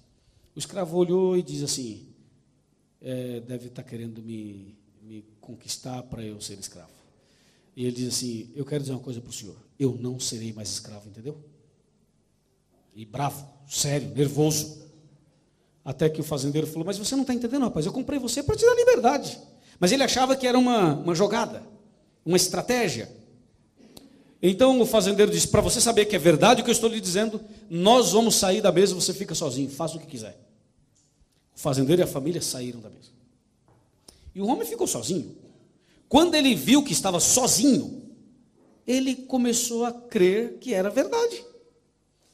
Então ele disse: espera aí, eu estou sozinho, não me amarraram, nada, eu estou livre. E aquilo foi tão forte para ele que ele se emocionou. Há muito tempo não se emocionava.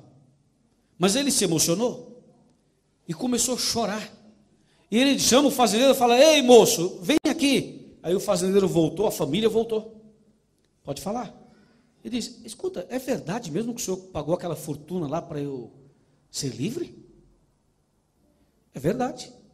Mas eu não estou entendendo, não se faz isso. Ele diz: mas nós somos cristãos e eu comprei você para te dar liberdade. E não só isso, você agora é um da minha família, pode ficar à vontade.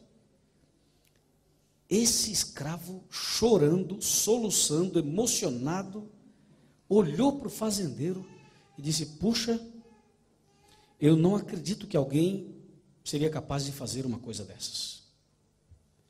Eu estou tão emocionado, tão feliz pelo que o senhor fez por mim, mas tão feliz, que a partir de hoje eu quero ser o seu escravo.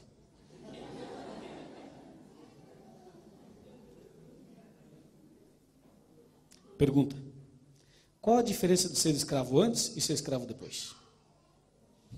Tem diferença? Claro que tem. Uma grande diferença.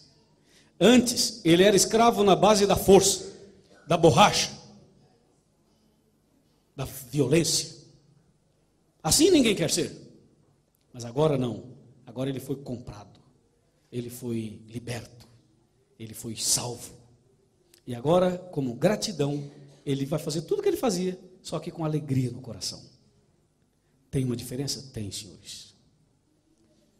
Antes de conhecer a verdade, antes de conhecer Jesus, nós éramos escravos do pecado, escravos de Satanás.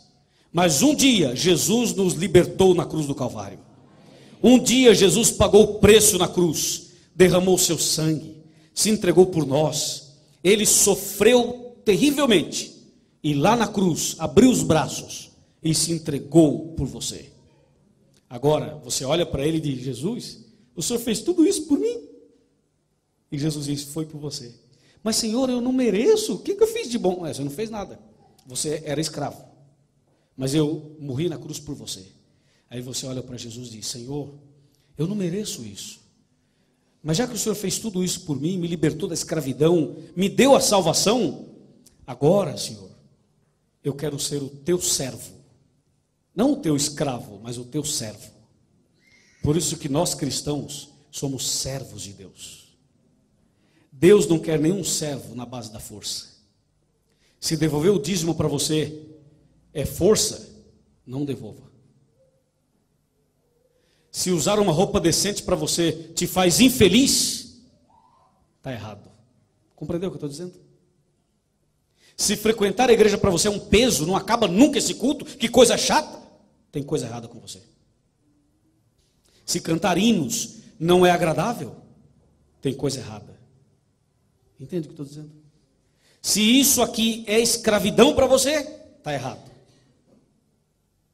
Mas se você entende que Jesus te comprou na cruz, pagou o preço, te libertou, te resgatou, te lavou com o sangue dele, se você entende que ele pagou o preço por você, te libertou das mãos do inimigo, então agora você diz: Jesus, eu não sei o que fazer para te agradecer. Eu não posso pagar porque já está pago, e ninguém pode pagar a salvação é de graça, e é pela graça, ninguém pode fazer nada para pagar. Mas eu tenho uma coisa, Senhor, eu quero te agradecer. E tudo que o Senhor quiser que eu faça, eu farei. Não para eu ser salvo, mas para te agradecer pela salvação que o Senhor me ofereceu. Aí, irmãos, a igreja fica legal. O culto é agradável. Você vai querer ser batizado. Nada vai ser pesado se você entende que a salvação veio e agora a tua obediência é por amor e não por temor. É por gratidão e não pela força. Aí muda tudo. Sabe aquele problema que muitas pessoas falam assim: por que não pode ir em tal lugar? Por que não pode beber isso? Por que não pode comer aquilo? Por que não pode fazer isso? Por que não pode fazer aquilo? Sabe essas questões todas? Elas desaparecem quando você entende o princípio básico da salvação, que é isso aqui.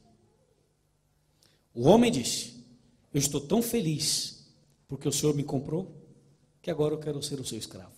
Ou seja, eu farei tudo para o Senhor. Irmãos, antes de eu ser adventista, eu era sacristão, e você já sabe a minha história. Olha, eu terminava a minha reunião, a missa, a gente ia fazer uma série de coisas. Eu, o padre, todo mundo, a gente saía para fazer umas coisas. E a gente passava a noite, muitas vezes, na rua, em bailes, essas coisas. Salões, né? Hoje, eu sou evangelista da igreja, eu trabalho muito mais, e minha vida é muito mais corrida do que antes. Muito mais. Só que eu faço uma coisa que eu gosto. Eu faço uma coisa que eu amo fazer. Então isso para mim não é um peso, é um prazer. Agora, fazer o que você não gosta, aí é complicado. Mas fazer o que você gosta é um prazer. Amém? De Itaquera, zona leste de São Paulo, andando, olhei para cima e perguntei: Senhor, o Senhor conhece minha família? Deus falou: conheço. Lembra que eu contei isso aqui ontem? Quando eu falo Deus falou, conheço, Deus falou em minha mente, eu entendi Deus falando para mim isso. E eu perguntei para Deus: o Senhor pode converter minha família? Eu imaginei Deus respondendo: claro que eu posso. E eu disse: se o Senhor converter minha família, eu lhe faço 3 promessas. Lembra de ontem? Falei isso aqui. Irmãos, as 3 promessas vocês lembram. A primeira era: eu formaria uma equipe de evangelismo com os meus irmãos. Nós somos em 10 pessoas em casa, são 7 homens, 1 mulher, 8 filhos, papai e mamãe, 10. É um bocado de gente. A segunda promessa era ir a Aparecida do Norte e implantar a nossa igreja lá, porque não tinha. E a terceira promessa era um dia pregar o evangelho em Roma. Foi as promessas que eu fiz, e eu disse ontem que eu não sabia o que eu estava dizendo, mas eu disse. Depois daquela oração, passaram 5 anos. 5 anos depois, a minha família quase inteira se converteu. Dos 8 irmãos, sendo 7 homens e uma mulher, 6 se converteram. Uma maravilha, uma bênção. Só não é maior porque faltavam 2. Mas imagina que vitória. Eles se converteram. Dos que se converteram, 2 eram jogadores de futebol profissional. Já estava sendo transferido de um time profissional para o outro, contrato fechado com Palmeiras. Palmeiras é um time grande de São Paulo.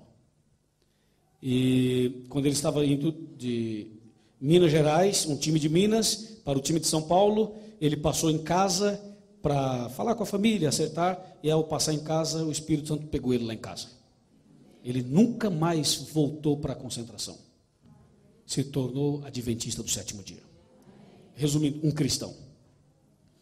O outro era também profissional de futebol no time do São Bento do Sorocaba. É um time que às vezes está na primeira, às vezes não está na segunda, enfim, está naquele sobe e desce. Mas é um bom time. Esse tinha uma empresa e deixou a sua empresa, deixou o futebol para ser também servo de Deus. Hoje na minha casa, nós somos, estou falando dos irmãos, só dos irmãos. Nós somos, dos 8, são 6 cristãos adventistas, e dos 6, são 5 pastores. Deus seja louvado. Deixar o futebol para ser cristão, pastor, tem que ser por amor a Jesus. Porque esse futebol é um negócio. Vocês veem aqui na cidade, aqui nesse país, tem aí uns times aí que mexem com a cabeça de todo mundo. E eles deixaram tudo isso para serem ministros do Evangelho. É um milagre, não é um milagre? Deus seja louvado. Aí Deus fez a parte dele, converteu quase toda a minha família. E agora eu tinha 3 promessas. Uma era ir para Aparecida, a outra formar uma equipe com os meus irmãos. Eu fui para Aparecida. Só que eu fui sozinho, porque minha família era recém-convertida. Não dava para me ajudar ainda, eles não tinham ainda sabedoria e preparo para fazer esse trabalho. Eu fui sozinho, depois 2 deles foram também para lá. Mas fui para Aparecida. O trabalho de Aparecida foi um dos trabalhos evangelísticos mais incríveis da minha vida. Aparecida é uma cidade muito interessante. Você pensa que todo mundo que está lá é religioso, né? Não é. Quem mantém e sustenta a cidade de Aparecida são os de fora. Os que trabalham ali, poucos são fiéis católicos. Para quem não sabe, a cidade de Aparecida é o 2º Vaticano do mundo. O primeiro é lá, o segundo é lá no Brasil. É um negócio impressionante. Só que quem sustenta Aparecida não são as pessoas de Aparecida. As pessoas de Aparecida, eles fabricam as imagens. E o cara que fabrica a imagem não crê naquilo que ele fez. Entendeu onde eu quero chegar? Eles fabricam e eles vendem. Mas quem crê naquilo são os de fora. E isso me surpreendeu. As histórias de Aparecida, se eu for contar todas, temos que fazer outra semana. Como não temos outra semana já na sequência, então eu devo dizer só algumas coisas. Dizer que lá em Aparecida, Deus nos deu uma vitória muito grande. Eu não conseguia casa para alugar, nem apartamento. Eu era noivo. E fui sozinho, então eu procurava um lugar, não consegui, fui morar no hotel. Eu arrumei um quartinho mais barato do hotel, um porão. Tinha um quartinho e um banheiro. Fiz amizade com a camareira, aquela mulher que limpa o hotel, e ela gostou tanto de mim que lavava minha roupa de graça. Foi muito interessante. Aí nós começamos por ali. Era uma quarta-feira, à noite. Eu fui para uma igreja adventista numa cidade vizinha chamada Guaratinguetá. É uma cidade vizinha de Aparecida. E Aparecida não tinha igreja, não tinha nenhum membro da igreja. Não tinha nada. Uma cidade de 36 mil habitantes. Não tinha nenhum irmão da nossa igreja. Eu fui então para o culto da igreja da cidade vizinha, porque não tinha igreja ali. Participei do culto, terminou o culto, um missionário que vende livros, nós chamamos de coportor, missionário que trabalha com livros, me chamou no canto e falou: Luiz, eu tenho um nome e um endereço para você fazer visita lá em Aparecida. Falei, até que enfim, estou querendo alguém para eu começar o trabalho em Aparecida. Ele disse, anota aí. Peguei a caneta, diz aí. Ele falou, escreva. O nome do rapaz é Arlindo. Aí eu escrevi, Arlindo. Arlindo do quê? Ele diz, eu não sei, só sei que é Arlindo. Tá bom. Então me dá o endereço. Ele diz, o endereço também eu não tenho. Então me dá o nome do bairro. Não, eu também não sei. Mas você é engraçado, né, rapaz? Você quer que eu visite uma pessoa numa cidade, só sabe o primeiro nome e mais nada. Ele disse, só sei isso, mas você tem que visitar, porque ele já foi da igreja e está afastado. Tá bom, vou tentar. Voltei para o hotel na quarta-feira, na quinta-feira me preparei, na sexta-feira disse, hoje eu vou atrás desse rapaz. Aí, no quarto do hotel, olhei para cima de novo, fiz meu culto, li minha Bíblia, olhei para cima e falei, Senhor, o senhor conhece o Arlindo? E Deus, com certeza, conhece o Arlindo. Senhor, eu queria visitar o Arlindo hoje, eu não tenho endereço, o senhor pode me levar lá? E Deus falou, claro que eu posso. Mas o senhor tem que ir comigo, porque eu não sei nem se eu vou para cima ou para baixo. Vamos comigo, me dirija. E abri a porta e saí. Saí e falei, eu vou até a rodoviária. Lá tem um ponto de táxi, e taxista e carteiro sabe tudo. Eu pensei assim, Deus estava me dirigindo. Aí fui na rodoviária, cheguei no taxista, falei, moço, onde fica o maior bairro da cidade? Ele disse, fica depois da linha do trem, chama Ponte Alta, porque tem uma ponte grande que liga a Basílica Velha da Nova, você atravessa a ponte, do lado de lá chama Ponte Alta, o bairro. Aí eu pensei, deve ser lá, porque é o bairro que mora mais gente. Fui para lá. Cheguei lá, peguei uma rua grande, larga, e andava naquela rua. Olhava para um canto, para o outro, era uma sexta-feira, não tinha ninguém naquela rua, estava meio vazia. Fui até quase o final, não deve ser aqui. Aí saí dessa rua, peguei essa daqui. E fui caminhando nessa rua, outra rua, procurando o tal do Arlindo. Senhor Deus, onde é que está esse homem? E fui caminhando.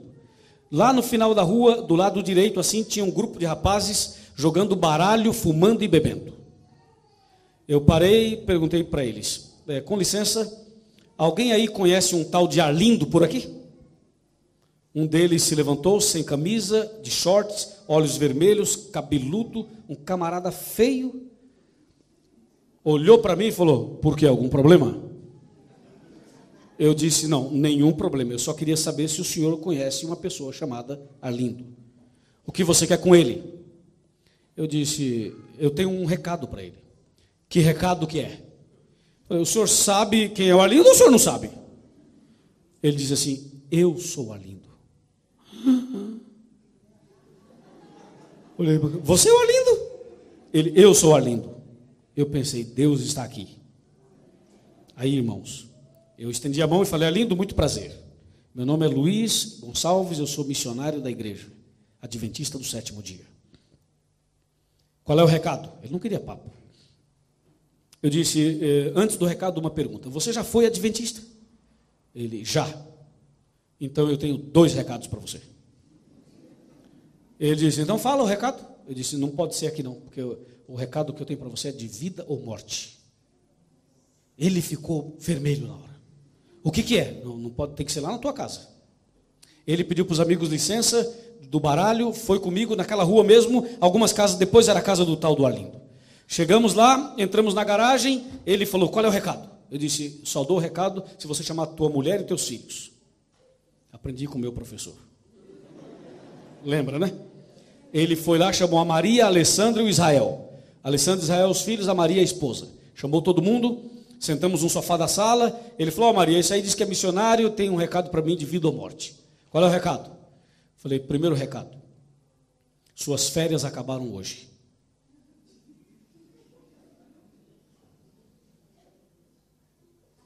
Ele, como assim? Falei, você está afastado da igreja há quanto tempo? Ele, 20 anos. Então, você estava 20 anos de férias, acabaram hoje. Ele diz, não entendi. Ok, você vai entender daqui a pouco. É o seguinte, você não está afastado da igreja? Estou. A partir de hoje você não está mais. A partir de hoje você voltou para a igreja, entendeu? Ele, não, ok, não tem problema. Qual é o segundo recado? O segundo recado está em Romanos 13. Peguei a Bíblia, abri Romanos 13, 11, 12 e 13. Arlindo, vai alta a noite, vem chegando o dia, e já é hora de você despertar do sono. Porque a salvação está mais perto agora do que quando você creu no princípio. Ele ficou assim, foi a queima-roupa, né? Ficou impressionado. Aí ele falou assim para mim, ele deu essa risadinha e falou, quer dizer que minhas férias acabaram? Quer dizer que eu voltei para a igreja? Então tá bom, onde fica a igreja aqui na cidade para eu voltar? Ele sabia que não tinha. Eu disse, Arlindo, aqui na cidade não tem igreja. Então, se não tem igreja, como é que você quer que eu volte? Eu disse, a igreja vai começar na sua casa. Ele falou, aqui não dá. Dá. Não, mas Maria, o que você acha? A Maria falou, depende de você, Arlindo. E o Arlindo depende de você, e ela depende de você. E um ficou jogando para o outro, eu falei, irmãos, está resolvido. Vai ser aqui, começa quarta-feira que vem. Era sexta. Quando a pessoa está indecisa, você decide logo e resolve.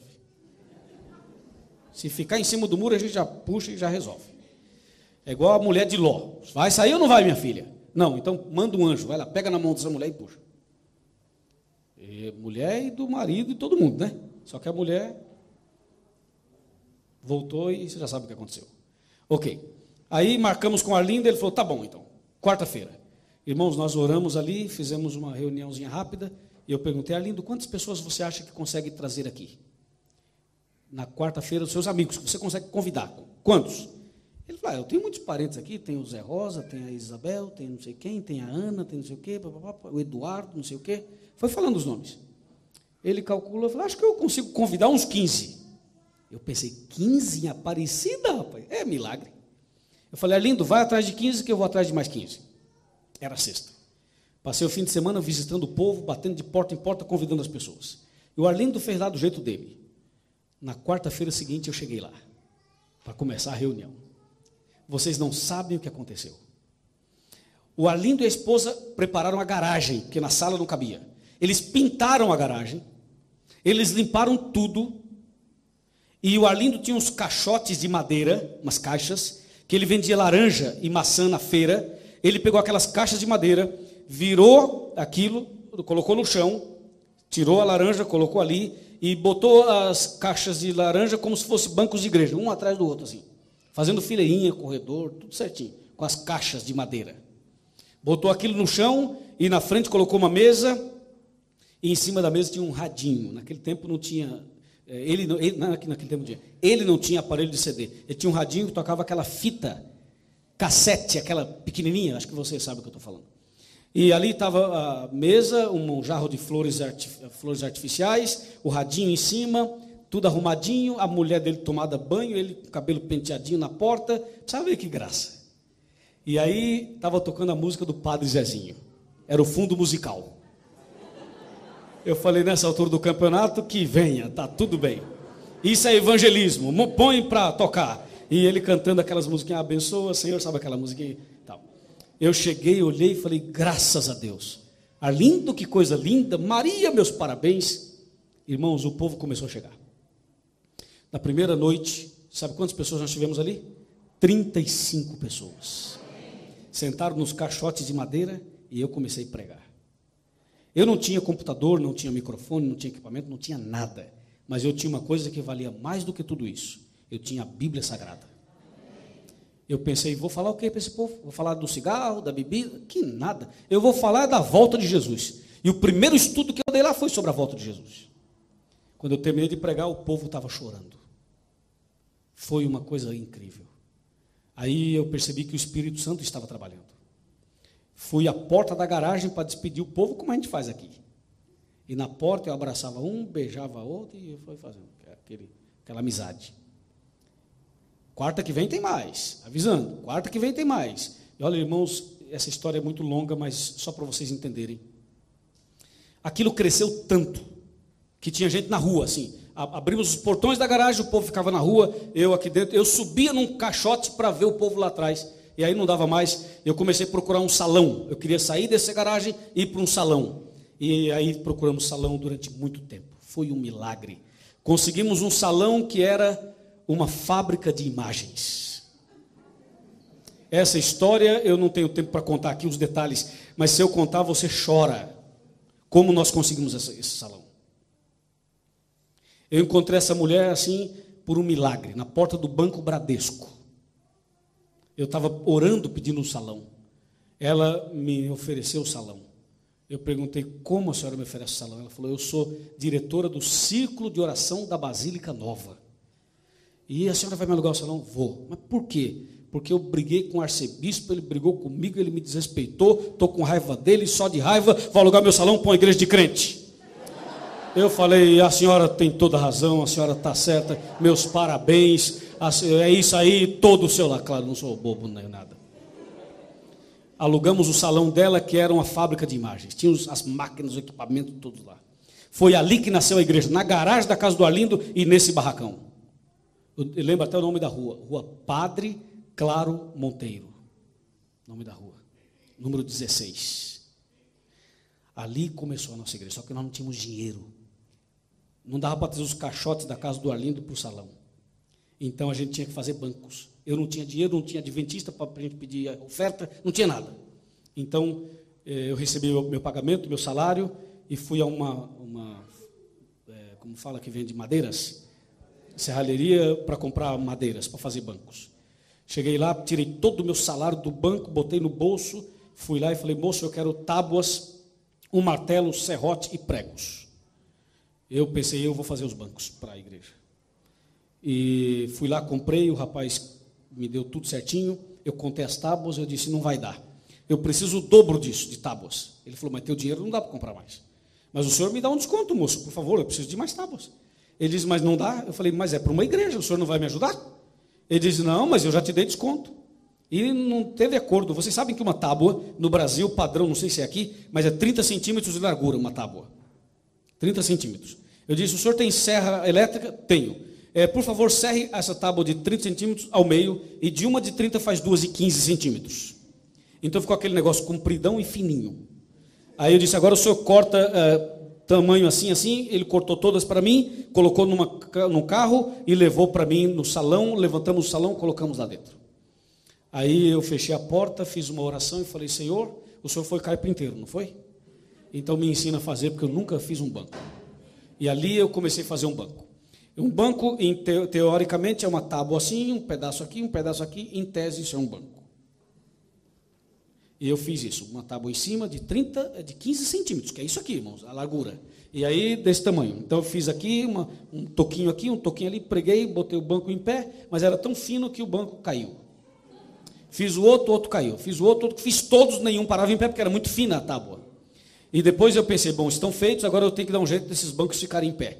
Então eu tive uma ideia, peguei uma ripa e peguei 4 bancos e travei as pernas dos 4. Compreende o que eu estou dizendo? Travei aqui, outra lá, travei aqui e fiz um caixote. Para entrar nesses bancos tinha que levantar o pé aqui, entrar e sentar. Aí fiz 4 aqui, 4 ali, 4 lá. 4, 8, 12, 4, 8, 12, corredor no meio, botei no salão, limpamos o salão tal, e falei para o pessoal da garagem, agora vai ser no salão. E eu consegui um espaço na rádio de Aparecida, 10 minutos por dia, para eu fazer o meu programa.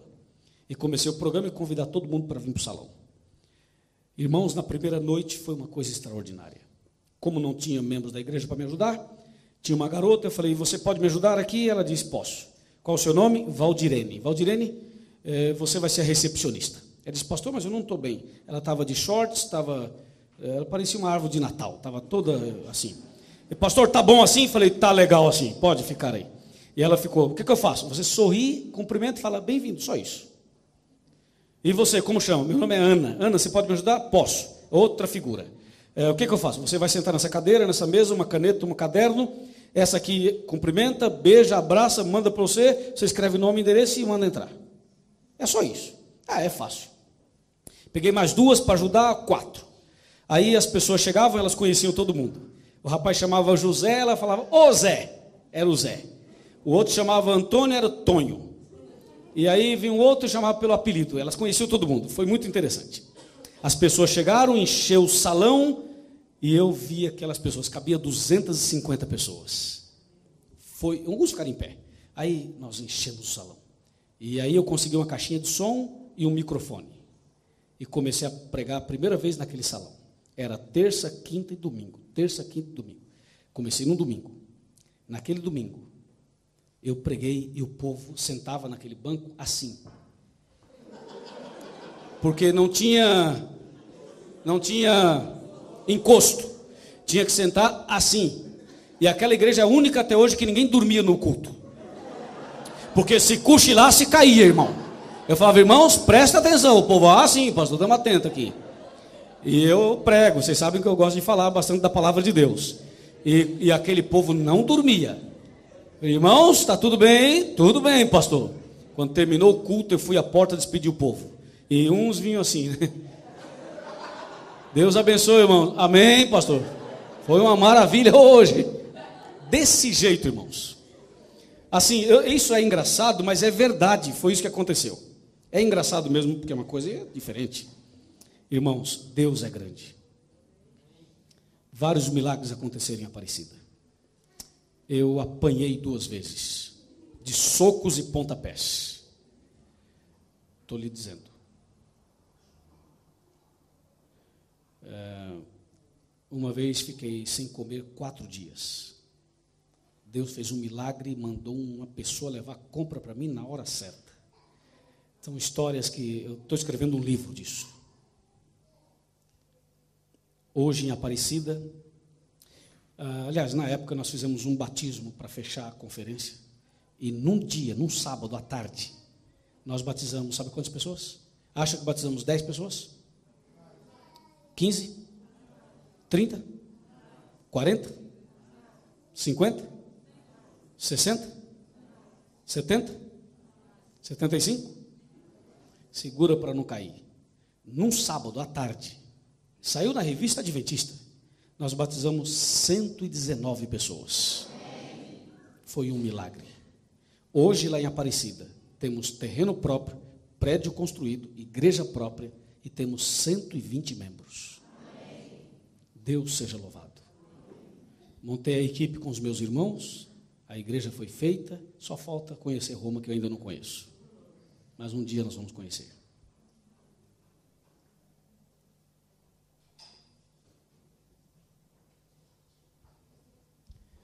Nós guardamos os mandamentos não para sermos salvos, mas porque fomos salvos em Jesus Cristo. Amém? Problema. Oremos. Senhor, nosso Deus e nosso Pai, obrigado por mais uma conferência profética nesta noite. Obrigado pela salvação, pela graça em Jesus Cristo. Obrigado pelos 10 mandamentos que mostram o nosso pecado e nos leva a Jesus Cristo. Abençoa cada pessoa que aqui está. Derrama sobre nós o poder do Espírito Santo. Prepara-nos, ó Deus, para o dia da volta de Jesus, pois sabemos que não tardará. Breve Jesus irá voltar. Por isso, eu e o pastor Theo entregamos esta igreja nas tuas mãos. Abençoa também esses que vieram à frente tomando a decisão. Que esta seja uma decisão selada pelo Espírito Santo. E que essas pessoas nunca mais voltem atrás, mas que permaneçam fiéis até a volta de Jesus. Dá-nos um feliz sábado, uma ótima noite de descanso e traga-nos de volta daqui a pouco para a escola sabatina e para o culto divino, em nome de Jesus. Amém. Amém.